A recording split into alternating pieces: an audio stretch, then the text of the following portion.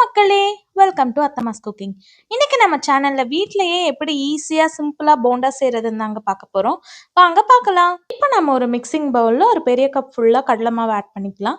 கூடவே ஒரு 3 table spoon அரிசி மாவு ஆட் பண்ணிக்கோங்க. அப்பதான் நல்லா போண்டா கிறிஸ்பியா டேஸ்டியா இருக்கும். இது கூடவே ஒரு 2 பெரிய வெங்காயம் நான் சாப் பண்ணி வச்சிருக்கேன். அதுவும் இது கூட சேர்த்திக்கலாம். நம்ம காரத்துக்கு பச்சை மிளகாய் ஆட் பண்ண போறோம். ஒரு 3 பச்சை மிளகாய் நான் பொடி பொடியா நறுக்கி வச்சிருக்கேன். அதுவும் இது கூட சேர்த்திட்டு கூடவே ஒரு ஸ்பூன் ஜீரகம் ஆட் பண்ணிக்கோங்க. ஒரு 1/4 ஸ்பூன் பெருங்காயத்தூள் ஆட் பண்ணிக்கோங்க. இப்போ இது கூடவே நம்ம பொடியா நறுக்கி வச்சிருக்க கருவேப்பிலையும் கொத்தமல்லியும் ஆட் பண்ணிட்டு நான் இப்போ ஒரு முட்டை வச்சிருக்கேங்க. அதையும் இதில் ஆட் பண்ணிக்கலாம்.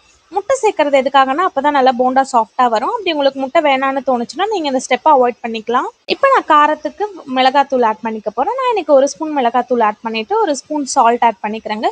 கூடவே கொஞ்சமா இட்லி சோடா ஆட் பண்ணிக்கோங்க. அப்படி உங்களுக்கு வேணான்னு தோணுச்சுன்னா இதையும் நீங்க அவாய்ட் பண்ணிக்கலாம். இப்போ இது எல்லாமே ஒன்ஸ் நல்லா மிக்ஸ் பண்ணிவிட்டு கொஞ்சம் கொஞ்சமாக தண்ணி ஊற்றி மிக்ஸ் பண்ணிக்கோங்க. நிறையா தண்ணி ஊற்றிடாதீங்க, அப்புறம் போண்டா கரெக்டாக போட வராது. நல்லா போண்டா போடுற கன்சிஸ்டன்சிக்கு வர மாதிரி நல்லா கலந்து வச்சுக்கோங்க. இப்போ நம்ம ஸ்டவ் ஆன் பண்ணி ஒரு கடாயில் எண்ணெய் ஊற்றிக்கலாம். எண்ணெய் காயிற வரைக்கும் வெயிட் பண்ணுங்கள். அப்போ தான் போண்டா போட்டோன்னே நல்லா மேலே புஷ்ஷுன்னு வரும். இப்போ எண்ணெய் நல்லா காஞ்சிடுச்சுன்னு நினைக்கிறேன். இப்போ நம்ம போண்டா போட ஆரம்பிக்கலாம். சின்ன சின்னதாக போடுங்க, அப்போ தான் நல்லா உள்ளேயும் வெந்து வரும். ஸ்லோ ஃப்ளேம்லேயே வச்சுக்கோங்க. ஹை ஃப்ளேம் வச்சிங்கன்னா நல்லா கருகிடும்.